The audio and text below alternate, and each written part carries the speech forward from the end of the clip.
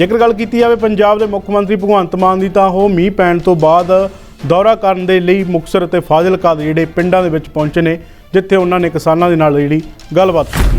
ਜਿਹੜਾ ਵੀ ਨੁਕਸਾਨ ਹੋਇਆਗਾ ਉਹਦੀ ਪ੍ਰੋਪਰ ਗਿਰਦਾਵਰੀ ਕਰਾਈ ਜਾਵੇਗੀ। ਜਿਹੜਾ ਨੁਕਸਾਨ ਹੈ ਸਰਕਾਰ ਉਸ ਦੀ ਭਰਪਾਈ ਕਰੇ। ਪਿੰਡਾਂ ਦੇ ਵਿੱਚ ਜੇ ਸਰਕਾਰ ਸਦਾ ਵਾਸਤੇ ਇਹਨਾਂ ਹੜ੍ਹਾਂ ਦਾ ਕੋਈ ਪ੍ਰਬੰਧ ਕਰਨਾ ਚਾਹੁੰਦੀ ਹੈ ਤਾਂ 1970 ਦੀ ਡਰਾਇੰਗ ਕਢਾਈ ਜਾਵੇ। ਉਦੋਂ ਕਿੰਨੀਆਂ ਨਿਕਾਸੀਆਂ ਚੱਲਦੀਆਂ ਸੀ, ਨਹਿਰਾਂ ਚੱਲਦੀਆਂ ਸੀ, ਨਦੀਆਂ ਚੱਲਦੀਆਂ ਸੀ, ਡਰੇਨ ਚੱਲਦੇ ਸੀ ਜਾਂ ਹੋਰ ਕੁਝ ਸ਼ਹਿਰਾਂ ਦੇ ਵਿੱਚ ਕਿਵੇਂ ਚੱਲਦਾ ਸੀ, ਉਹ ਸਾਰੇ ਜਿਹੜੇ ਆ ਕਿਹਦੀ ਮਿਲੀ ਭੁਗਤ ਦੇ ਨਾਲ ਉੱਥੇ ਜਿੰਨਾ ਸਿਆਸਤਦਾਨਾਂ ਤੇ ਅਧਿਕਾਰੀਆਂ ਦੀ ਮਿਲੀ ਭੁਗਤ ਨਾਲ ਇਹ ਨਿਕਾਸੀਆਂ ਬੰਦ ਹੋਈਆਂ ਨੇ। ਭਾਵੇਂ ਉਹ ਸੇਵਾ ਮੁਕਤ ਹੋ ਗਏ ਨੇ, ਉਹਨਾਂ ਦੇ ਖਾਤਿਆਂ 'ਚ ਵੀ ਫਿਰ ਉਹਦਾ ਜੁਰਮਾਨਾ ਪਾਇਆ। ਇਸ ਤੋਂ ਇਲਾਵਾ ਇੱਕ ਗੱਲ ਕੀਤੀ ਆਪ ਵਿਧਾਇਕਾਂ ਦੀ ਤਾਂ ਉਹ ਦਿੱਲੀ ਦੌਰੇ ਤੇ ਗਏ ਸਨ, ਜਿਸ ਨੂੰ ਲੈ ਕੇ ਕਾਂਗਰਸ ਦਾ ਕਹਿਣਾ ਹੈ ਕਿ ਨਵੇਂ ਏਜੀ ਨੂੰ ਲੈ ਕੇ ਕਾਂਗਰਸ ਦੇ ਆਮ ਆਦਮੀ ਪਾਰਟੀ ਦੇ ਵਿੱਚ ਜਿਹੜਾ ਆਪਸੀ ਕਾਟੋ ਕਲੇਸਾ ਉਹ ਸ਼ੁਰੂ ਹੋ ਚੁੱਕਾ। ਖਹਿਰਾ ਸਾਹਿਬ ਦਾ ਕਹਿਣਾ ਹੈ ਕਿ ਕੱਲ ਭਗਵੰਤ ਸਿੰਘ ਮਾਨ ਨੇ ਵੀ ਮੁਲਾਕਾਤ ਕੀਤੀ ਹੈ ਅਰਵਿੰਦ ਕੇਜਰੀਵਾਲ ਦੇ ਨਾਲ। ਉੱਥੇ ਜਿਹੜੀ ਲੋਕ ਚਰਚਾ ਚੱਲ ਪਈ ਹੈ ਕਿ ਸੁਪਰ ਸੀਐਮ ਰਾਘਵ ਚੱਡਾ ਹੈ, ਉਹ ਵੀ ਕਹਿੰਦੇ ਹਾਜ਼ਰ ਸੀ। ਏਜੀ ਦੇ ਮਾਮਲੇ ਦੇ ਵਿੱਚ ਜਿਵੇਂ ਅਨਮੋਲ ਰਤਨ ਸਿੱਧੂ ਸਾਹਿਬ ਨੂੰ 70 ਬੰਦਿਆਂ ਦੀ ਲਿਸਟ ਫੜਾਤੀ ਦਿੱਲੀ ਦੀ, ਇਹਨਾਂ ਨੂੰ ਐਡਵੋਕੇਟ ਜਨਰਲ ਭਰਤੀ ਕਰ ਲਓ। ਕੀ ਪੰਜਾਬ ਵਾਲਿਆਂ ਨੇ ਇਹਨਾਂ ਨੂੰ ਬਾਗਡੋਰ ਇਸ ਕਰਕੇ ਦਿੱਤੀ ਹੈ ਕਿ ਸਾਰੇ ਲਿਆ ਕੇ ਬਾਹਰੋਂ ਭਰਤੀ ਕਰ ਲਓ? ਹੁਣ ਤੱਕ ਤਾਂ ਤੁਸੀਂ ਲੋਕਾਂ ਨੂੰ ਕਹਿੰਦੇ ਸੀ। ਜੇਕਰ ਗੱਲ ਕੀਤੀ ਜਾਵੇ ਸਾਬਕਾ ਮੰਤਰੀ ਵਿਜੇ ਸਿੰਗਲਾ ਦੀ, ਤਾਂ ਵਿਜੇ ਸਿੰਗਲਾ ਦੇ ਕਰੀਬੀ ਮੰਨੇ ਜਾਣ ਵਾਲੇ ਪ੍ਰਦੀਪ ਕੁਮਾਰ ਨੂੰ ਜਿਹੜਾ ਹਾਈ ਕੋਰਟ ਵੱਲੋਂ ਇੱਕ ਰਾਹਤ ਮਿਲੀ ਹੈ। ਇਸ ਮਾਮਲੇ ਦੇ ਵਿੱਚ ਕੁਝ ਦਿਨ ਪਹਿਲਾਂ ਚਲਾਨ ਪੇਸ਼ ਕਰ ਦਿੱਤਾ ਗਿਆ। ਇਹਦੇ ਨਾਲ ਕੋਈ ਛੇੜਛਾੜ ਹੋ ਨਹੀਂ ਸਕਦੀ। ਪਤਾ ਨਹੀਂ ਕਿੰਨਾ ਸਮਾਂ ਲੱਗਣਾ ਇਹ ਕੇਸ ਨੂੰ ਅੱਗੇ ਕਿਸੇ ਨਤੀਜੇ ਤੇ ਪਹੁੰਚਦੇ ਹਾਂ। ਇਸ ਲਈ ਉਹਨੂੰ ਜ਼ਮਾਨਤ ਦੇ ਦੇਣੀ ਚਾਹੀਦੀ ਹੈ। ਨਵੇਂ ਏਜੀ ਨੂੰ ਲੈ ਕੇ ਲਗਾਤਾਰ ਕਈ ਵਿਵਾਦ ਖੜੇ ਹੋ ਰਹੇ ਸਨ, ਜਿਸ ਤੋਂ ਬਾਅਦ ਪੰਜਾਬ ਦੇ ਮੁੱਖ ਮੰਤਰੀ ਭਗਵੰਤ ਮਾਨ ਨੇ ਉਹਨਾਂ ਨੂੰ ਮੁੜ ਲਾਉਣ ਦਾ ਜਿਹੜਾ ਐਲਾਨ ਕਰ ਦਿੱਤਾ ਕਿ ਪਹਿਲਾਂ ਭਗਵੰਤ ਸਿੰਘ ਮਾਨ ਨੇ ਐਲਾਨ ਕਰ ਦਿੱਤਾ ਕਿਉਂਕਿ ਸੁਪਰ ਸੀਐਮ ਤੇ ਦਿੱਲੀ ਵਾਲੇ ਇਸ ਵਿਨੋਦ ਕਈ ਦੇ ਨਾਂ ਤੇ ਮੋਹਰ ਲਾ ਚੁੱਕੇ। ਪੰਜਾਬ ਦੇ ਵਿੱਚ ਪਾਣੀ ਦੀ ਸਮੱਸਿਆ ਨੂੰ ਲੈ ਕੇ ਪੰਜਾਬ ਦੇ ਮੁੱਖ ਮੰਤਰੀ ਭਗਵੰਤ ਮਾਨ ਨੇ ਇਜ਼ਰਾਈਲ ਦੀ ਕੰਪਨੀ ਦੇ ਨਾਲ ਨੁਮਾਇੰਦੇ ਨਾਲ ਜਿਹੜੀ ਉਹ ਗੱਲਬਾਤ ਕੀਤੀ। ਜਿਸ ਧਰਤੀ ਦਾ ਨਾਂ ਪੰਜਾਬ ਹੋਵੇ ਉਹਦਾ ਪਾਣੀ ਭਾਵੇਂ ਧਰਤੀ ਦੇ ਬਾਹਰ ਆ ਭਾਵੇਂ ਧਰਤੀ ਦੇ ਅੰਦਰ ਹੈ, ਉਹ ਨਾ ਤਾਂ ਪੀਣ ਯੋਗ ਹੋਵੇ ਪਸ਼ੂਆਂ ਪੰਛੀਆਂ ਖੇਤੀ ਤੇ ਨਾ ਮਨੁੱਖਤਾ ਦੇ ਪੀਣ ਯੋਗ ਹੋਵੇ, ਤੇ ਫਿਰ ਅਤ ਅਫਸੋਸ ਹੀ ਕਿਹਾ ਜਾ ਸਕਦਾ। ਜੇਕਰ ਗੱਲ ਕੀਤੀ ਜਾਵੇ ਕੱਚੇ ਮੁਲਾਜ਼ਮਾਂ ਦੀ, ਤਾਂ ਉਹਨਾਂ ਨੂੰ ਲੈ ਕੇ ਭਗਵੰਤ ਮਾਨ ਦਾ ਕਹਿਣਾ ਹੈ ਕਿ ਇਹਨਾਂ ਨੂੰ ਪੱਕੇ ਕਰਨ ਦੀ ਸਰਕਾਰ ਲਗਾਤਾਰ ਕੋਸ਼ਿਸ਼ ਕਰ ਰਹੀ ਹੈ, ਪਰ ਕਾਨੂੰਨੀ ਦਾਅ ਪੇਚਾਂ ਕਰਕੇ ਇਹਨਾਂ ਦੀਆਂ ਫਾਈਲਾਂ ਜਿਹੜੀਆਂ ਉਹ ਰੁਕੀਆਂ ਹੋਈਆਂ। ਟਲ ਸਾਹਿਬ ਦੇ ਵਿੱਚ ਤੇ ਮੁੱਖ ਮੰਤਰੀ ਸਾਹਿਬ ਵੀ ਕਹਿ ਰਹੇ ਨੇ ਕਿ ਜਿਹੜੇ ਕਾਨੂੰਨ ਜਿਹੜੇ ਨਿਯਮਾਂ ਨੂੰ ਨਿਯਮਾਂ ਨੂੰ ਪੂਰਾ ਕਰਦੇ ਆ ਉਹਨਾਂ ਨੂੰ ਪੱਕਾ ਕਰ ਦਿੱਤਾ ਜਾਵੇਗਾ। ਸੋ ਇਹਦੇ ਵਿੱਚ ਉਹਨਾਂ ਨੇ ਕਿਹਾ ਕਿ ਪਹਿਲਾਂ ਨੀਅਤ ਨਹੀਂ ਸੀ, ਹੁਣ ਸਾਡੀ ਨੀਅਤ ਵੀ ਹੈ, ਨੀਅਤ ਵੀ ਹੈ, ਸਾਰਾ ਕੁਝ ਹੈ, ਨੀਤੀ ਵੀ ਹੈ। ਸੋ ਇਹਨਾਂ ਨੂੰ ਅਸੀਂ ਪੱਕੇ ਕਰਾਂਗੇ। ਜਿਹੜੇ ਕਾਨੂੰਨੀ ਦਾਅ ਪੇਚ ਉਹਦੇ ਵਿੱਚ ਅੜਿੱਕਾ ਨੇ, ਪਹਿਲਾਂ ਉਹਨਾਂ ਨੂੰ ਦੂਰ ਕਰਨ ਦਾ ਯਤਨ ਕੀਤਾ ਜਾਵੇ। ਜੇਕਰ ਗੱਲ ਕੀਤੀ ਜਾਵੇ ਮੰਤਰੀ ਪਰਥਰਦਾ ਚੈਟਰਜੀ ਦੇ ਨਜ਼ਦੀਕੀ ਅਰਪਿਤਾ ਦੀ, ਤਾਂ ਉਹਨਾਂ ਦੇ ਘਰੋਂ ਕਹਿੰਦੇ ਵੱਡਾ ਖਜ਼ਾਨਾ ਮਿਲਿਆ ਤੇ ਕਈ ਜਿਹੜੇ ਨੋਟਾਂ ਦੇ ਥੈਲੇ ਮਿਲੇ ਨੇ। ਇਹ ਜਿਹੜਾ ਪਾਰਥ ਚੈਟਰਜੀ ਸੀ, ਕਹਿੰਦੇ ਕੋਈ ਸਿੱਖਿਆ ਘਟਾਲਾ ਹੋਇਆ ਇਹਦੇ ਵੇਲੇ। ਜਿਹੜਾ ਪਹਿਲਾਂ 40-50 ਕਰੋੜ ਦਾ ਕਹਿੰਦੇ ਸੀ, ਹੁਣ ਜਿਵੇਂ ਪੈਸੇ ਮਿਲ ਰਹੇ ਨੇ ਕਹਿੰਦੇ 1000 ਕਰੋੜ ਦਾ ਵੀ ਹੋ ਸਕਦਾ। ਬਿਲਕੁਲ ਮਾੜੀ ਗੱਲ ਹੈ, ਇਹ ਨਹੀਂ ਹੋਣਾ ਚਾਹੀਦਾ। ਸੋ ਜਿਨ੍ਹਾਂ ਨੇ ਕੀਤਾ, ਬੀਬੀ ਮਮਤਾ ਬੈਨਰਜੀ ਨੇ ਇੱਕ ਬਿਆਨ ਜ਼ਰੂਰ ਦਿੱਤਾ ਵੀ ਜੋ ਕਰਨਗੇ ਸੋ ਭਰਨਗੇ। ਪੰਜਾਬ ਸਰਕਾਰ ਵੱਲੋਂ ਪਰਾਲੀ ਦੇ ਹੱਲ ਦੇ ਲਈ ਲਗਾਤਾਰ ਜਿਹੜੇ ਯਤਨ ਕੀਤੇ ਜਾ ਰਹੇ ਸੀ, ਜਿਸ ਤੋਂ ਬਾਅਦ ਉਹਨਾਂ ਨੇ ਹੁਣ ਕੇਂਦਰ ਸਰਕਾਰ ਨੂੰ ਪ੍ਰਸਤਾਵ ਭੇਜਿਆ ਤੇ ਕਿਹਾ ਹੈ ਕਿ 2500 ਰੁਪਏ ਪ੍ਰਤੀ ਏਕੜ ਕਿਸਾਨਾਂ ਨੂੰ ਜਿਹੜਾ ਮੁਆਵਜ਼ਾ ਦਿੱਤਾ ਜਾਵੇ। ਮੈਂ ਸਮਝਦਾ ਕਿ ਮਾਨ ਸਾਹਿਬ ਨੇ ਜਿਹੜਾ ਇਹ ਮਾਮਲਾ ਉਠਾਇਆ ਹੈ, ਪਹਿਲਾਂ ਕਿਰਪਾ ਕਰਕੇ ਕਿਸਾਨਾਂ ਦੀਆਂ ਜਥੇਬੰਦੀਆਂ ਨਾਲ ਕਰਨ ਕਿ ਜੇ 2500 ਰੁਪਇਆ ਨਾ ਦਿੱਤਾ ਗਿਆ ਤਾਂ 1000 ਰੁਪਇਆ ਅਸੀਂ ਦੇਵਾਂਗੇ।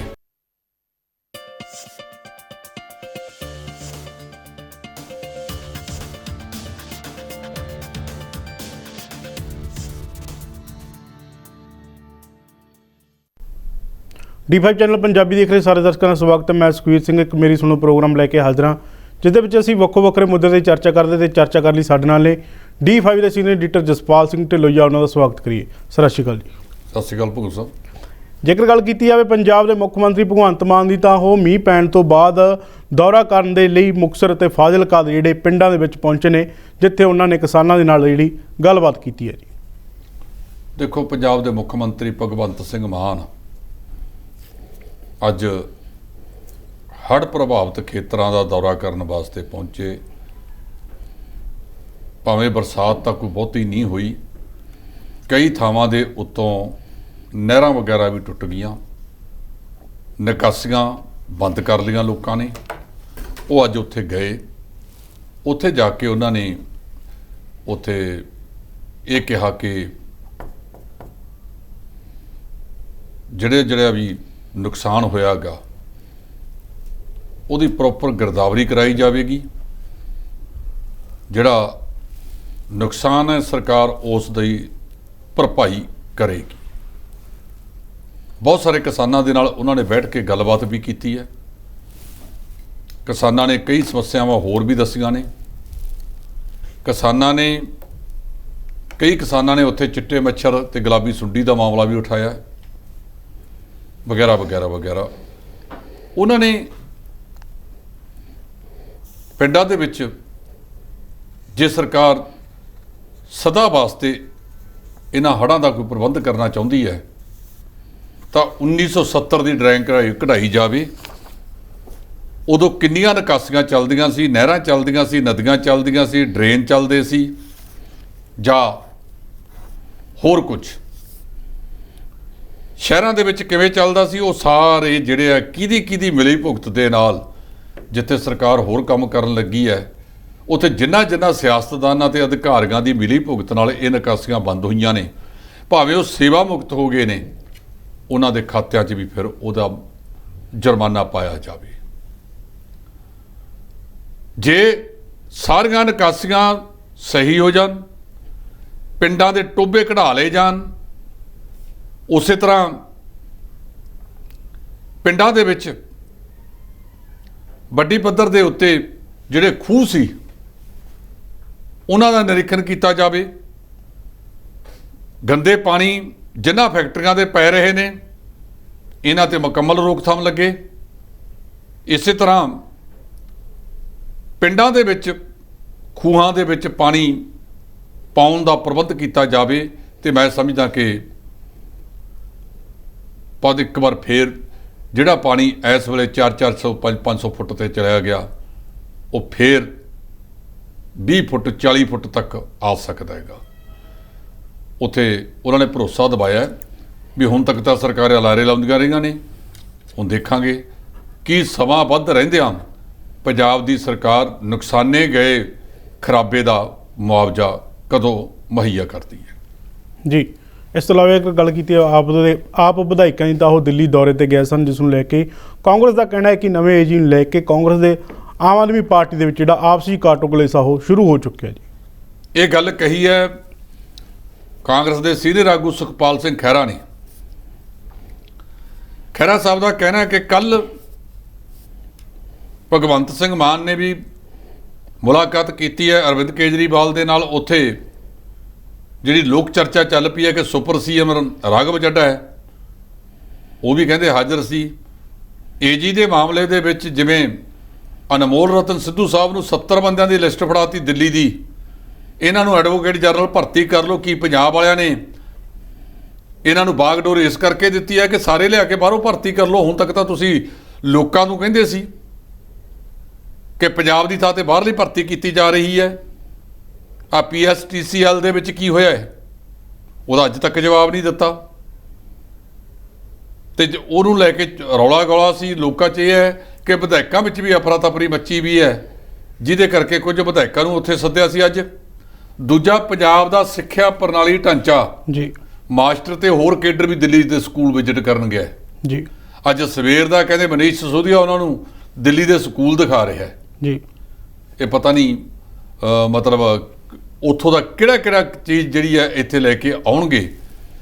ਪੰਜਾਬ ਦੇ ਲੋਕਾਂ ਨੇ ਦੂਜਿਆਂ ਦੇ ਤੰਗ ਹੋ ਕੇ ਇਹਨਾਂ ਨੂੰ ਚੁਣਿਆ, ਨਾ ਕਿ ਇਹਨਾਂ ਦੀ ਕੋਈ ਪਾਪੂਲੈਰਿਟੀ ਹਰਮਨ ਪਿਆਰਤਾ ਲੋਕਾਂ 'ਚ ਵਧੀ ਸੀ। ਸੋ ਇਹ ਜਿਹੜਾ ਆਪਸ ਵਿੱਚ ਦੀ, ਹਾਲਾਂਕਿ ਅੱਜ ਮੁੱਖ ਮੰਤਰੀ ਨੇ ਸਪਸ਼ਟ ਕਰਦਾ ਕਿਹਾ ਕਿ ਨਹੀਂ ਜੀ ਕੋਈ ਸਾਡੇ 'ਚ ਮਤਭੇਦ ਨਹੀਂ ਸੀ। ਕੌਣ ਕਹਿੰਦਾ ਹੁੰਦਾ ਹੈ?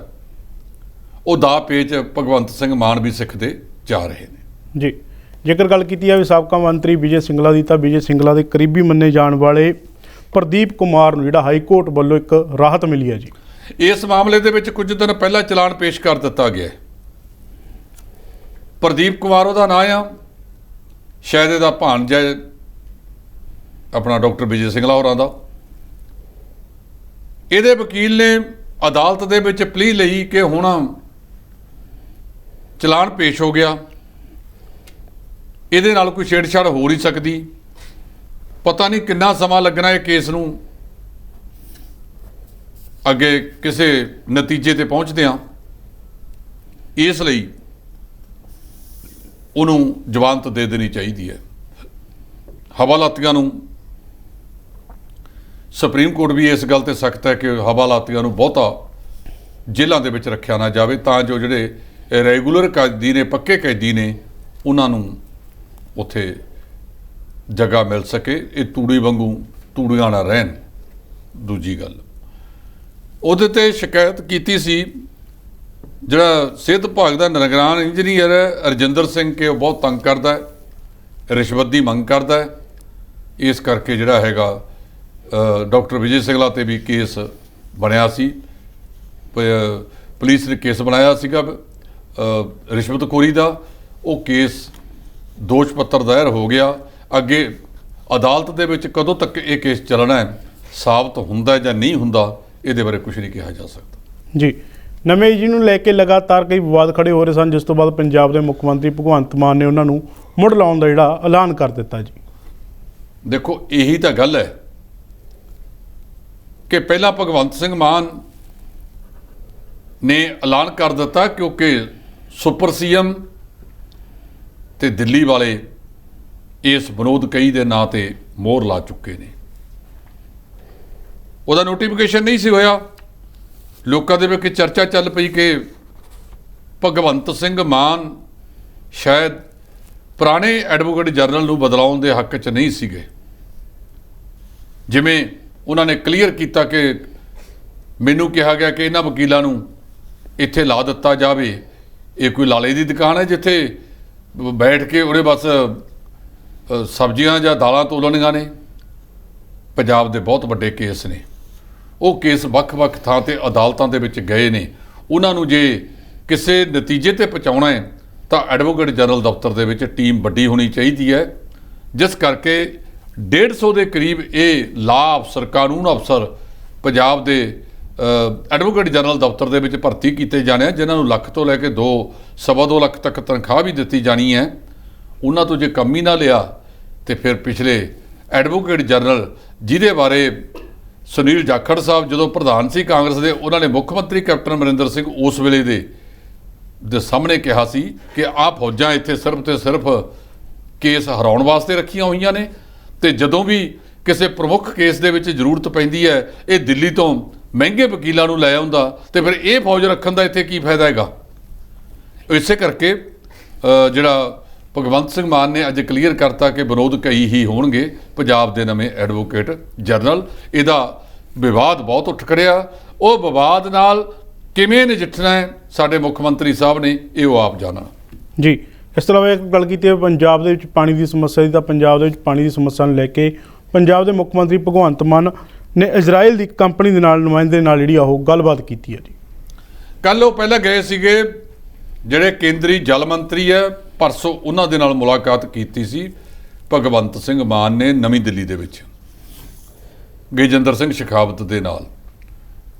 ਜਿਸ ਧਰਤੀ ਦਾ ਨਾਂ ਪੰਜਾਬ ਹੋਏ ਉਹਦਾ ਪਾਣੀ ਭਾਵੇਂ ਧਰਤੀ ਦੇ ਬਾਹਰ ਆ ਭਾਵੇਂ ਧਰਤੀ ਦੇ ਅੰਦਰ ਹੈ, ਉਹ ਨਾ ਤਾਂ ਪੀਣ ਯੋਗ ਹੋਵੇ ਪਸ਼ੂਆਂ ਪੰਛੀਆਂ ਖੇਤੀ ਤੇ ਨਾ ਮਨੁੱਖਤਾ ਦੇ ਪੀਣ ਯੋਗ ਹੋਵੇ, ਤੇ ਫਿਰ ਅਤ ਅਫਸੋਸ ਹੀ ਕਿਹਾ ਜਾ ਸਕਦਾ ਹੈ ਕਿ ਅਫਸੋਸ ਆ ਸਾਨੂੰ, ਇਸ ਤੋਂ ਅੱਗੇ ਹੋਰ ਕੁਝ ਨਹੀਂ ਕਿਹਾ ਜਾ ਸਕਦਾ। ਦੂਜੀ ਗੱਲ ਜਿਹੜੀ ਵੱਡੀ ਹੈ ਇਸ ਮਾਮਲੇ ਦੇ ਵਿੱਚ ਉਹ ਇਹ ਕਿ ਇਜ਼ਰਾਈਲ ਦੀ ਇੱਕ ਕੰਪਨੀ ਹੈ ਜਿਹਦਾ ਨਾਮ ਹੈਗਾ ਮੋਕੋਰੋਟ, ਉਹਨੂੰ ਕਹਿੰਦੇ ਹੁਣ ਲਿਆਂਦਾ ਜਾਊਗਾ ਇੱਥੇ, ਉਹ ਮੋਕੋ ਰੋਡ ਕੰਪਨੀ ਪੰਜਾਬ ਦੇ ਪਾਣੀ ਦਾ ਸ਼ੁੱਧੀਕਰਨ ਕਰੇਗੀ। ਇਸ ਤੋਂ ਪਹਿਲਾਂ ਵੀ ਵਿਦੇਸ਼ੀ ਕੰਪਨੀਆਂ ਦਾ ਬਹੁਤ ਲੋਕਾਂ ਨੇ ਸਵਾਲ ਉਠਾਏ ਸੀ। ਬਹੁਤ ਲੋਕਾਂ ਨੇ ਦਾਅਵੇ ਕੀਤੇ ਸੀ, ਆਹ ਕਰ ਦਿਆਂਗੇ, ਉਹ ਕਰ ਦਿਆਂਗੇ, ਫਲਾਨਾ ਕਰ ਦਿਆਂਗੇ, ਢਿਮਕਾ ਕਰ ਦਿਆਂਗੇ। ਜਿਹੜੀਆਂ ਸਾਡੀਆਂ ਪੁਰਾਣੀਆਂ ਲੋਕ ਬੋਲੀਆਂ ਸੀ ਕਿ ਬਾਬੇ ਤੇਰੇ ਖੂਹ ਦਾ ਮਿੱਠਾ ਸ਼ਰਬਤ ਵਰਗਾ ਪਾਣੀ, ਗੀਤਾਂ ਦੇ ਵਿੱਚ ਵੀ ਦਿਓਰ ਭਰਜਾਈ ਦੇ ਸਿੱਠਣੀਆਂ ਸੀ।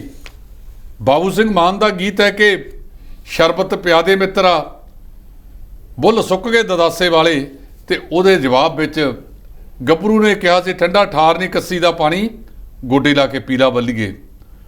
ਉਹ ਕੱਸੀਆਂ ਦਾ, ਉਹ ਸੂਇਆਂ ਦਾ, ਉਹ ਨਹਿਰਾਂ ਦੇ ਖੜੇ ਨਲਕਿਆਂ ਦਾ ਪਾਣੀ ਜ਼ਹਿਰੀ ਕਿਉਂ ਹੋ ਗਿਆ? ਇਹਦੇ ਲਈ ਇਹ ਸਰਕਾਰਾਂ, ਇਹ ਸਿਆਸੀ ਆਗੂ ਤੇ ਅਸੀਂ ਖੁਦ ਆਪ, ਮੈਂ ਆਪਣੇ ਆਪ ਨੂੰ ਇਹਦੇ ਚੋਂ ਮਾਈਨਸ ਨਹੀਂ ਕਰਦਾ, ਸਾਰੇ ਜ਼ਿੰਮੇਵਾਰ ਹੈ। ਆ ਰੋਜ਼ ਵੇਖ ਲਓ ਨਹਿਰਾਂ ਦੇ ਕਿਸੇ ਪੁਲ ਦੇ ਕਿਨਾਰੇ ਖੜ ਜਾਓ, ਮਨ ਚੱਕ ਕੇ ਲਿਆ ਕੇ ਸਿੱਟੀ ਜਾਣਗੇ। ਵੱਡੇ ਵੱਡੇ ਰਸਾਇਣ ਆਧਾਰਿਤ ਮੂਰਤੀਆਂ ਉਹਦੇ ਵਿੱਚ ਤੈਰੀ ਜਾਣਗੇ। ਹੁਣ ਤਾਂ ਪਾਣੀ, ਜੇ ਭਾਖੜਾ ਦਾ ਪਾਣੀ ਭਾਖੜਾ ਡੈਮ ਦੇ ਕੋਲੋਂ ਲਿਆ ਜਾਵੇ ਸ਼ੁੱਧਤਾ ਵਾਲਾ ਹੈਗਾ, ਤੇ ਜੇ 200 ਕਿਲੋਮੀਟਰ ਅੱਗੇ ਜਾ ਕੇ ਲਿਆ ਜਾਵੇ ਉਹਦਾ TDS ਵੀ ਇਹਨਾਂ ਲੋਕਾਂ ਨੇ ਗੰਦਗੀ ਪਾ ਕੇ ਵਧਾਤਾ। ਤੇ ਪਤਾ ਨਹੀਂ ਇਹ ਕਿਹੜੇ ਪਾਸੇ ਨੂੰ ਤੁਰੇ ਨੇ। ਦੁਨੀਆ ਚੰਦ ਤੇ ਜਾਣ ਦੀਆਂ ਗੱਲਾਂ ਕਰ ਗਈ, ਚੰਦ ਤੇ ਜਾ ਚੁੱਕੀ। ਮੰਗਲ ਤੇ ਜਿਹੜੇ ਸਾਡੇ ਨੇ ਕੈਮਰੇ ਤੇ ਹੋਰ ਉਪਗ੍ਰਹਿ ਰੱਖਣ ਨੂੰ ਫਿਰਦੇ ਨੇ, ਉੱਥੇ ਪਾਣੀ ਦੀ ਤਲਾਸ਼ ਕਰਦੇ ਫਿਰਦੇ ਨੇ। ਇਹ ਅਜੇ ਲੋਕ 17ਵੀਂ ਸਦੀ ਨੂੰ ਤੁਰੇ ਜਾਂਦੇ ਨੇ, ਉਹਦੇ ਵਿੱਚ ਜਾ ਕੇ ਮੂਰਤੀਆਂ ਤੇ ਬੜਾ। ਹੁਣ ਗਣੇਸ਼ ਪੂਜਾ ਆਊਗੀ, ਇਹ 5-7 ਸਾਲਾਂ ਦਾ ਪੰਗਾ ਇੱਥੇ ਵੀ ਵਧਿਆ ਹੈ। ਪਹਿਲਾਂ ਇੱਥੇ ਕੁਛ ਨਹੀਂ ਸੀ ਹੁੰਦਾ, ਤੇ ਕੁਆਂਟਲਾਂ ਦੇ ਹਿਸਾਬ ਮੂਰਤੀਆਂ ਨੂੰ ਰਸਾਇਣ ਲਾ ਕੇ, ਕੈਮੀਕਲ ਲੈ ਕੇ ਉਹਦੇ ਵਿੱਚ ਸੁੱਟਣਗੇ, ਜਿਹੜੇ ਪਾਣੀ ਨੂੰ ਲੋਕ ਵਾਟਰ ਵਰਕਸਾਂ ਰਾਹੀਂ, ਟੂਟੀਆਂ ਰਾਹੀਂ ਘਰਾਂ 'ਚ ਪੀਂਦੇ ਨੇ। ਜੀ, ਜੇਕਰ ਗੱਲ ਕੀਤੀ ਹੈ ਕੱਚੇ ਮੁਲਾਜ਼ਮਾਂ ਦੀ, ਤਾਂ ਉਹਨਾਂ ਨੂੰ ਲੈ ਕੇ ਭਗਵੰਤ ਮਾਨ ਦਾ ਕਹਿਣਾ ਹੈ ਕਿ ਇਹਨਾਂ ਨੂੰ ਪੱਕੇ ਕਰਨ ਦੀ ਸਰਕਾਰ ਲਗਾਤਾਰ ਕੋਸ਼ਿਸ਼ ਕਰ ਰਹੀ ਹੈ, ਪਰ ਕਾਨੂੰਨੀ ਦਾਅ ਪੇਚਾਂ ਕਰਕੇ ਇਹਨਾਂ ਦੀਆਂ ਫਾਈਲਾਂ ਜਿਹੜੀਆਂ ਉਹ ਰੁਕੀਆਂ ਹੋਈਆਂ। ਟਲ ਸਾਹਿਬ ਇਹਦੇ ਬਾਰੇ ਕੀ ਕਹਿਣਾ? ਇਸ ਤੋਂ ਪਹਿਲਾਂ 2 ਸਰਕਾਰਾਂ, ਬਲਕਿ 2.5 ਸਰਕਾਰਾਂ ਕਹਿ ਲਓ ਜੀ। ਪਹਿਲਾਂ 2016 ਦੇ ਵਿੱਚ 10 ਸਾਲ ਬਾਦਲ ਸਾਹਿਬ ਦੀ ਸਰਕਾਰ ਸੁੱਤੀ ਰਹੀ, ਤੇ 16 ਦਾ ਜਦੋਂ ਆਖਰੀ ਆ ਗਿਆ, ਚੋਣ ਜ਼ਾਬਤਾ ਲੱਗਣ ਵਾਲਾ ਸੀ, ਉਦੋਂ ਇਹਨਾਂ ਨੂੰ ਕੱਚੇ ਮੁਲਾਜ਼ਮਾਂ ਦੀ ਯਾਦ ਆ ਗਈ। ਇਹਨਾਂ ਨੇ ਮਤਾ ਪਾਸ ਕੀਤਾ, ਗਵਰਨਰ ਕੋਲ ਤੋਰਤਾ, ਉਹਦੀ ਕੋਈ ਪੈਰਵਾਈ ਨਹੀਂ। ਚੋਣ ਜ਼ਾਬਤਾ ਲੱਗ ਗਿਆ, ਥਾਂ ਦੀ ਥਾਂ ਰਹਿ ਗਿਆ। ਫਿਰ ਦਾਅਵਾ ਕੀਤਾ ਕੈਪਟਨ ਅਮਰਿੰਦਰ ਸਿੰਘ ਨੇ ਕਿ ਅਸੀਂ ਕਰ ਦਿਆਂਗੇ। 4.5 ਸਾਲ ਕੁੰਭ ਕਰਨੀ ਨੀਂਦ ਉਹਨਾਂ ਦੀ ਵੀ ਲੰਘ ਗਈ। ਚੰਨੀ ਸਾਹਿਬ ਆਏ, ਚੰਨੀ ਸਾਹਿਬ ਨੇ ਇਸ਼ਤਿਹਾਰ ਵੀ ਦਿੱਤੇ ਕਿ 36,000 ਮੁਲਾਜ਼ਮ ਪੱਕਾ ਕਰਤਾ ਹੈ। ਉਹਦੀ ਫਾਈਲ ਦੀ ਡੂੰਘਾਈ ਤੱਕ ਕੋਈ ਨਹੀਂ ਗਿਆ। ਜਿਹੜਾ 21 ਦੇ ਵਿੱਚ ਕਾਨੂੰਨ ਪਾਸ ਕੀਤਾ, ਮਤਾ ਪਾਸ ਕੀਤਾ, ਤੇ 16 'ਚ ਮਤਾ ਪਾਸ ਕੀਤਾ, ਉਹ 'ਚ ਡੂੰਘਾਈ ਨਾਲ ਨਹੀਂ ਗਏ। ਗਵਰਨਰ ਸਾਹਿਬ ਨੇ ਉਹਦੇ ਤੇ ਰਿਜੈਕਸ਼ਨ ਲਾਤੇ। ਉਦੋਂ ਬਾਅਦ ਚੋਣ ਜ਼ਾਬਤਾ ਲੱਗ ਗਿਆ। ਉਹਦੇ ਵਿੱਚ ਜਿਹੜਾ ਕਾਨੂੰਨੀ ਦਾਅ ਪੇਚ ਹੈ, ਸੁਪਰੀਮ ਕੋਰਟ ਦੀ ਕੋਈ ਰੂਲਿੰਗ ਉਹਦੇ ਵਿੱਚ ਡਿੱਕਾ ਪਾਉਂਦੀ ਹੈ, ਉਹਨੂੰ ਕਲੀਅਰ ਕਰਨ ਵਾਸਤੇ 15 ਸਾਲਾਂ ਦੇ ਵਿੱਚ ਕੋਈ ਉੱਤਾ ਨਹੀਂ ਚੱਕਿਆ ਗਿਆ, ਸਿਆਸਤਾਂ ਕੀਤੀਆਂ। ਤੇ ਹੁਣ ਸਰਕਾਰ ਕਹਿੰਦੀ ਹੈ, ਸਬ ਕਮੇਟੀ ਬਣਾਈ ਹੈ, ਪਰਸੋਂ ਉਹਨਾਂ ਦੀ ਮੀਟਿੰਗ ਹੋ ਗਈ ਹਰਪਾਲ ਚੀਮਾ ਦੀ ਅਗਵਾਈ ਦੇ ਵਿੱਚ, ਤੇ ਮੁੱਖ ਮੰਤਰੀ ਸਾਹਿਬ ਵੀ ਕਹਿ ਰਹੇ ਨੇ ਕਿ ਜਿਹੜੇ ਕਾਨੂੰਨ, ਜਿਹੜੇ ਨਿਯਮਾਂ ਨੂੰ, ਨਿਯਮਾਂ ਨੂੰ ਪੂਰਾ ਕਰਦੇ ਆ, ਉਹਨਾਂ ਨੂੰ ਪੱਕਾ ਕਰ ਦਿੱਤਾ ਜਾਵੇਗਾ। ਸੋ ਇਹਦੇ ਵਿੱਚ ਉਹਨਾਂ ਨੇ ਕਿਹਾ ਕਿ ਪਹਿਲਾਂ ਨੀਅਤ ਨਹੀਂ ਸੀ, ਹੁਣ ਸਾਡੀ ਨੀਅਤ ਵੀ ਹੈ, ਨੀਅਤ ਵੀ ਹੈ, ਸਾਰਾ ਕੁਝ ਹੈ, ਨੀਤੀ ਵੀ ਹੈ। ਸੋ ਇਹਨਾਂ ਨੂੰ ਅਸੀਂ ਪੱਕੇ ਕਰਾਂਗੇ। ਜਿਹੜੇ ਕਾਨੂੰਨੀ ਦਾਅ ਪੇਚ ਉਹਦੇ ਵਿੱਚ ਅੜਿੱਕਾ ਨੇ, ਪਹਿਲਾਂ ਉਹਨਾਂ ਨੂੰ ਦੂਰ ਕਰਨ ਦਾ ਯਤਨ ਕੀਤਾ ਜਾਵੇਗਾ। ਜੀ, ਜੇਕਰ ਗੱਲ ਕੀਤੀ ਜਾਵੇ ਮੰਤਰੀ ਪਰਥਰਦਾ ਚੈਟਰਜੀ ਦੇ ਨਜ਼ਦੀਕੀ ਅਰਪਿਤਾ ਦੀ, ਤਾਂ ਉਹਨਾਂ ਦੇ ਘਰੋਂ ਕਹਿੰਦੇ ਵੱਡਾ ਖਜ਼ਾਨਾ ਮਿਲਿਆ ਤੇ ਕਈ ਜਿਹੜੇ ਨੋਟਾਂ ਦੇ ਥੈਲੇ ਮਿਲੇ ਨੇ ਜੀ। ਅਤ ਅਫਸੋਸ ਨਾਲ ਕਹਿਣਾ ਪੈ ਰਿਹਾ ਕਿ ਇਹ ਸਾਰੇ ਕੋਡ ਜਿਹੜਾ ਹੈਗਾ ਕੋਈ ਵੀ ਨਹੀਂ ਬਚਿਆ ਜੀ। ਇਹ ਜਿਹੜਾ ਪਾਰਥ ਚੈਟਰਜੀ ਸੀ, ਕਹਿੰਦੇ ਕੋਈ ਸਿੱਖਿਆ ਘਟਾਲਾ ਹੋਇਆ ਇਹਦੇ ਵੇਲੇ, ਜਿਹੜਾ ਪਹਿਲਾਂ 40-50 ਕਰੋੜ ਦਾ ਕਹਿੰਦੇ ਸੀ, ਹੁਣ ਜਿਵੇਂ ਪੈਸੇ ਮਿਲ ਰਹੇ ਨੇ ਕਹਿੰਦੇ 1000 ਕਰੋੜ ਦਾ ਵੀ ਹੋ ਸਕਦਾ। 5 ਮਸ਼ੀਨਾਂ ਬੁਲਾਈਆਂ ਗਈਆਂ ਤੇ ਬੀਬੀ ਮਮਤਾ ਬੈਨਰਜੀ ਇੱਕ ਆਪਣੇ ਆਪ ਤੇ ਪੂਰੀ ਇਮਾਨਦਾਰ ਅਤੇ ਇਮਾਨਦਾਰ ਹੈ ਵੀ, ਪਰ ਡਾਕਟਰ ਮਨਮੋਹਨ ਸਿੰਘ ਵਾਂਗੂ ਤੇ ਉਹਦੇ ਜਿਹੜੇ ਮੰਤਰੀ ਇੱਥੋਂ ਤੱਕ ਇਹ ਭ੍ਰਿਸ਼ਟਾਚਾਰ ਦੀ ਸੜਿਆਨ ਦੇ ਵਿੱਚ ਲਿਪਤ ਨੇ, ਕੋਈ ਬਚ ਨਹੀਂ ਸਕਦਾ। ਇੰਨੇ ਪੈਸੇ ਉੱਥੋਂ ਮਿਲੀ ਜਾਣੇ, ਕੋਈ 29 ਕਰੋੜ ਕਹਿੰਦਾ, ਕੋਈ 30 ਕਰੋੜ ਕਹਿੰਦਾ, ਕੋਈ ਇਦੋਂ ਵੀ ਜ਼ਿਆਦਾ ਸ਼ਾਇਦ ਹੋ ਸਕਦੇ ਹੈ, ਤੇ ਮਸ਼ੀਨਾਂ ਰਾਹੀਂ ਗਿਣਤੀ ਹੋ ਰਹੀ ਹੈ, ਬੰਦਿਆਂ ਰਾਹੀਂ ਗਿਣਤੀ ਕੋਈ ਨਹੀਂ ਹੁੰਦੀ। ਪਲਾਸਟਿਕ ਦੇ ਬੋਰਿਆਂ 'ਚ ਪਾ ਕੇ ਇਹ ਨੋਟ ਰੱਖੇ ਗਏ ਸਨ। ਇਹ ਆਪਣੇ ਆਪ ਦੇ ਵਿੱਚ ਬਹੁਤ ਵੱਡਾ, ਤੇ ਲੋਕ ਜਾਣ ਤੇ ਜਾਣ ਕਿੱਥੇ। ਬਿਲਕੁਲ ਮਾੜੀ ਗੱਲ ਹੈ, ਇਹ ਨਹੀਂ ਹੋਣਾ ਚਾਹੀਦਾ। ਸੋ ਜਿਨ੍ਹਾਂ ਨੇ ਕੀਤਾ ਹੈ, ਬੀਬੀ ਮਮਤਾ ਬੈਨਰਜੀ ਨੇ ਇੱਕ ਬਿਆਨ ਜ਼ਰੂਰ ਦਿੱਤਾ ਵੀ ਜੋ ਕਰਨਗੇ ਸੋ ਭਰਨਗੇ, ਪਰ ਮੈਂ ਬੀਬੀ ਮਮਤਾ ਬੈਨਰਜੀ ਨੂੰ ਇੱਕ ਬੇਨਤੀ ਕਰਾਂ ਕਿ ਜਿਵੇਂ ਤੁਹਾਡਾ ਆਪਣਾ ਸਾਫ਼ ਸੁਥਰਾ ਅਕਸ ਹੈ, ਆ ਜਿਹੜੇ ਮੰਤਰੀ ਮੰਡਲ ਦੇ ਵਿੱਚ, ਵਿਧਾਇਕਾਂ ਦੇ ਵਿੱਚ ਆਸੇ-ਪਾਸੇ ਕੋਈ ਹੋਰ ਚੈਟਰਜੀ ਫੈਟਰਜੀ, ਪਤਾ ਨਹੀਂ ਬੈਟਰਜੀ, ਇਹ ਜਿੰਨੇ ਦੇ ਪਿੱਛੇ ਜੀ ਲੱਗਦਾ ਹੈਗਾ ਉਹ ਬੈਠੇ ਨੇ, ਉਹਨਾਂ ਦੇ ਉੱਤੇ ਆਪਦੀ ਵਿਜੀਲੈਂਸ ਪੁਲਿਸ ਦਾ ਇੱਕ ਛਾਨਣਾ ਮਰਵਾ ਦਿਓ, ਨਹੀਂ ਤਾਂ ਫਿਰ ਇਹੋ ਜਿਹੇ ਚੈਟਰਜੀ ਫੈਟਰਜੀ ਨੂੰ ਈਡੀ ਵਾਲੀ ਕੋਈ ਨਵੀਂ ਟੀਮ ਅਗਲੇ ਸਮੇਂ ਵਿੱਚ ਵੀ ਦਬੋਚ ਸਕਦੀ ਹੈ। ਜੀ, ਪੰਜਾਬ ਸਰਕਾਰ ਵੱਲੋਂ ਪਰਾਲੀ ਦੇ ਹੱਲ ਦੇ ਲਈ ਲਗਾਤਾਰ ਜਿਹੜੇ ਯਤਨ ਕੀਤੇ ਜਾ ਰਹੇ ਸੀ, ਜਿਸ ਤੋਂ ਬਾਅਦ ਉਹਨਾਂ ਨੇ ਹੁਣ ਕੇਂਦਰ ਸਰਕਾਰ ਨੂੰ ਪ੍ਰਸਤਾਵ ਭੇਜਿਆ ਤੇ ਕਿਹਾ ਹੈ ਕਿ 2500 ਰੁਪਏ ਪ੍ਰਤੀ ਏਕੜ ਕਿਸਾਨਾਂ ਨੂੰ ਜਿਹੜਾ ਮੁਆਵਜ਼ਾ ਦਿੱਤਾ ਜਾਵੇ। ਜੀ, ਇਹ ਗੱਲ ਬਿਲਕੁਲ ਠੀਕ ਹੈ। ਇਸ ਸੰਬੰਧ ਦੇ ਵਿੱਚ ਜਿਹੜਾ ਕੇਂਦਰੀ ਕਮਿਸ਼ਨ ਹੈ ਜੀ, ਇਹ ਹਵਾ ਦੀ ਸ਼ੁੱਧਤਾ ਵਾਲਾ, ਉਹਨੂੰ ਕਿਹਾ ਗਿਆ ਕਿ ਦਿੱਲੀ ਸਰਕਾਰ 500 ਰੁਪਇਆ, ਪੰਜਾਬ ਸਰਕਾਰ 500 ਰੁਪਇਆ, 1500 ਰੁਪਇਆ ਪਾਵੇ ਜਿਹੜੀ ਕੇਂਦਰ ਦੀ ਸਰਕਾਰ ਹੈ। ਜਿਹੜਾ ਚੇਅਰਮੈਨ 에ਅਰ ਕੁਆਲਿਟੀ ਕਮਿਸ਼ਨ ਹੈ ਕੇਂਦਰ ਦਾ, ਜਿਹੜਾ ਚੇਅਰਮੈਨ ਹਵਾ ਗੁਣਵੱਤਾ ਕਮਿਸ਼ਨ, ਇਹਦਾ ਸੰਬੰਧ ਵਾਤਾਵਰਣ ਮੰਤਰਾਲੇ ਦੇ ਨਾਲ ਹੋਵੇਗਾ। ਜੀ, ਉਹ ਕਹਿੰਦੇ ਕਿ ਜੇ ਪੰਜਾਬ ਸਰਕਾਰ ਇਹਦੇ 'ਚ ਪੈਸੇ ਪਾਉਂਦੀ ਹੈ 500 ਰੁਪਇਆ, ਇਹਨਾਂ ਨੂੰ 300 ਤੇ 65 ਕਰੋੜ ਰੁਪਇਆ ਦੇਣਾ ਪਵੇਗਾ। 365 ਕਰੋੜ ਦਾ ਹੀ ਬੋਝ ਪਵੇਗਾ ਦਿੱਲੀ ਦੀ ਸਰਕਾਰ ਤੇ।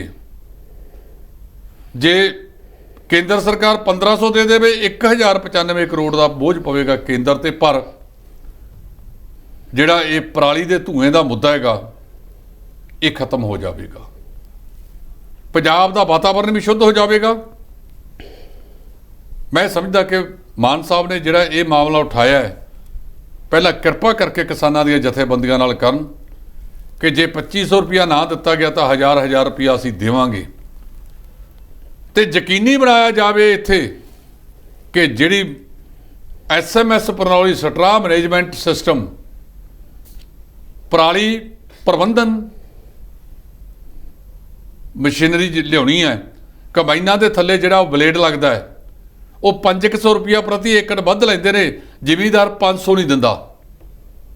ਅੱਗ ਲਾ ਕੇ ਘਰਾਂ ਦੇ ਵਿੱਚ ਜੇ ਬਿਮਾਰ ਤੇ 500 ਦੀ ਜਗ੍ਹਾ 5000 ਤੋਂ ਲੈ ਕੇ 50000 ਖਰਚ ਸਕਦੇ ਨੇ, ਪਰ ਉਹ 500 ਰੁਪਇਆ ਨਹੀਂ ਦਿੰਦੇ।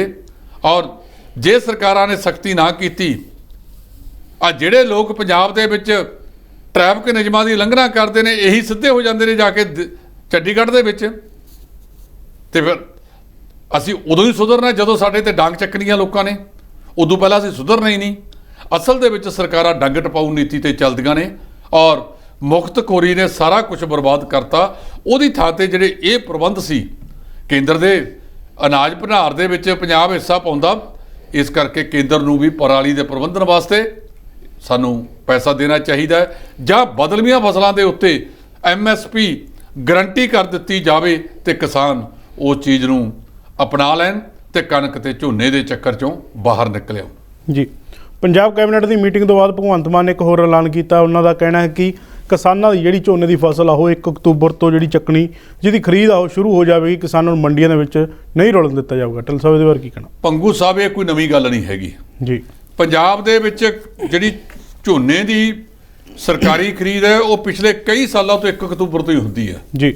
ਇਹਦੇ ਵਿੱਚ ਕੋਈ ਨਵੀਂ ਗੱਲ ਨਹੀਂ ਉਹਨਾਂ ਨੇ ਕੀਤੀ ਹੈਗੀ ਜੀ। ਸੋ ਅਜੇ 2 ਮਹੀਨੇ ਪਏ ਨੇ। ਜੇ ਭਗਵੰਤ ਸਿੰਘ ਮਾਨ ਸਾਹਿਬ ਇਹ ਸਾਰਾ ਕੁਝ ਕਰਨਾ ਚਾਹੁੰਦੇ ਆ ਤਾਂ ਉਹਨਾਂ ਨੂੰ ਸਭ ਤੋਂ ਪਹਿਲਾਂ ਤਾਂ ਮੰਡੀਆਂ ਦਾ ਪ੍ਰਬੰਧਨ, ਜਿਵੇਂ ਸਰਕਾਰ ਨੇ ਕਿਹਾ ਕਿ ਇਹਨਾਂ ਅਨਾਜ ਮੰਡੀਆਂ ਦੇ ਵਿੱਚ ਅਸੀਂ ਸੋਲਰ ਸਿਸਟਮ ਲਾਵਾਂਗੇ, ਸੋਲਰ ਪ੍ਰਣਾਲੀ ਲਾਵਾਂਗੇ, ਲਾਓ। ਕਿਉਂਕਿ ਆਮ ਤੌਰ ਤੇ ਜਿਹੜੇ ਵੱਡੇ ਸ਼ਹਿਰ ਨੇ ਉਹਨਾਂ ਦੇ ਖਰੀਦ ਕੇਂਦਰਾਂ ਦੇ ਵਿੱਚ ਤਾਂ ਮਾਰਕੀਟ ਕਮੇਟੀਆਂ ਨੇ ਰੈਗੂਲਰ ਤੌਰ ਦੇ ਉੱਤੇ ਮੀਟਰ ਲਾਏ ਹੋਏ ਨੇ ਜੀ। ਉੱਥੋਂ ਬਿਜਲੀ ਬੋਰਡ ਦੇ ਮੀਟਰ ਨੇ, ਬਿਜਲੀ ਆਉਂਦੀ ਹੈ। ਜਿਹੜੇ ਪਿੰਡਾਂ ਦੇ ਖਰੀਦ ਕੇਂਦਰ ਹੁੰਦੇ ਨੇ ਇਹਨਾਂ ਨੂੰ ਵਕਤੀ ਤੌਰ ਦੇ ਉੱਤੇ 15 ਤੋਂ ਲੈ ਕੇ 25 ਕੁ ਦਿਨ ਦਾ ਰੱਖਿਆ ਜਾਂਦਾ ਹੈ ਜਾਂ 1 ਮਹੀਨੇ ਦਾ ਕਹਿ ਲਓ। ਉਹ ਆਰਜੀ ਮੀਟਰ ਲਾਏ ਜਾਂਦੇ ਨੇ। ਜੀ। ਜਦੋਂ ਖਰੀਦ ਖਤਮ ਹੋ ਜਾਂਦੀ ਹੈ ਤੇ ਉਹ ਖਰੀਦ ਕੇਂਦਰਾਂ ਦੇ ਵਿੱਚੋਂ ਫਿਰ ਉਹ ਜਿਹੜੇ ਬਿਜਲੀ ਦੇ ਮੀਟਰ ਨੇ ਉਹ ਬੰਦ ਹੋ ਜਾਂਦੇ ਨੇ, ਲਾਈਟਾਂ ਬੰਦ ਹੋ ਜਾਂਦੀਆਂ ਨੇ। ਉੱਥੇ ਸਹੂਲਤਾਂ ਦਾ ਹੋਵੇ।